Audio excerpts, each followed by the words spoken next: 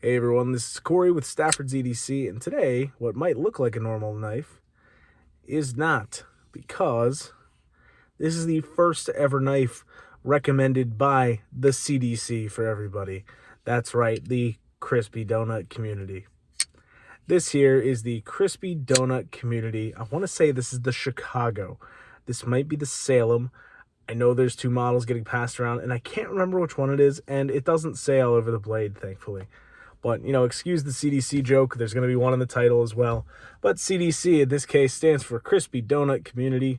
This was a Facebook group that was started, kind of right after the original Boker Kalashnikovs were sold at Blade HQ with the, sprinkle motif going on. And, yeah, that Facebook group started. There were people doing beads, hanks, custom scales for things. And they eventually, the moderators, designed a knife and had it made. And I don't know anything about this, honestly, about its production, its price, none of that stuff. But it's layered G10. You have pink on the bottom with blue on top. And of course, it looks like sprinkles. It looks like a donut. That's the whole idea. And their other model is very similar to this one. And yeah, let's just talk a little bit about this knife. First of all, the detent and the action are phenomenal on this. They're not like blow you away crazy, but like the detent's perfect. It's nice and stiff. This thing fires out. And the action's good. It's typical bearing action, I would say, on a frame lock, especially a very basic titanium frame lock like this. I'm pretty confident in saying this is titanium only because of the finishing and the overall weight of this. It's hefty, but it's not like over 5 ounces or anything. So you have a titanium clip and the backspacer as well, titanium lock side. And you can see how this fits my hand here. I wear a large size glove. And you can see some really aggressive jimping there at the tip and some here at the thumb studs as well. The ones at the thumb stud are not as aggressive as the ones at the tip, though they still function nicely. Being large like that, they have their edges have been knocked down, so they're not super uncomfortable, but it certainly helps hold your thumb in place. And the ones at the tip here, those edges are nice and square, so this is not going anywhere. It's actually borderline sharp. You might be able to dig a little notch into like a piece of wood or something like that with these. It's not designed for that, but you could probably do it, and it could probably function like very bad saw teeth. This design is very basic. It's a very much it's a drop point, but it's really close to a spear point. Just because the blade's not symmetrical on both sides, I'm not going to call it a spear point here, but the tip of the knife is almost centered directly above the pivot. You can see it's just a little bit towards this side here, the back end. That tip is just slightly out of line with the center of that pivot. I mean, just a little bit. And that's what doesn't make this a true spear point, but a very typical drop point shape. And that makes for a nice attractive blade. And you can see some kind of wild grind lines on this. Can you see that up at the tip there? There's a different grind that's happening, that's going on.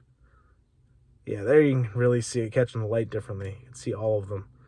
So this knife is like, I find it really funny because it's kind of overbuilt. I mean, it's a donut knife, right? That's the whole joke here. And sorry, I'm getting red because it's getting hot in the car with the AC off. So just ignore the fact I'm looking like I'm dying and I'm going to get brighter than my shirt. But yeah, this is kind of very tactically designed. I'm not anyone to speak on tactical things. Like, I am no authority in the tactical world, that's for sure. But something with these grinds that happens, you can see how thick that is still at the tip. And that gives you a lot of strength if you did need to penetrate with this. And the blade shape and the overall grinds, it thins right here, but then you have all that beef just behind the tip. You can see it all thins out. And then right in this area, all that beef is right there, full thickness. So it's definitely made for stabbing. That's, funny to me because it's a donut knife, for God's sake. But it's really well done. The detent's great. It's thick. It's thick behind the edge. That's something that, a knife like this, you're not expecting it to be a crazy slicer.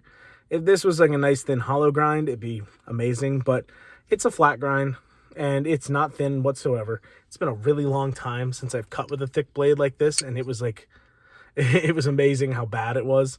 Not that inherently the knife is bad and it cuts bad, just it was so much worse than I expected it to be, but I have adjusted my expectations for the blade thickness. It certainly cuts, it's just going to drag through material way more than a much thinner blade would.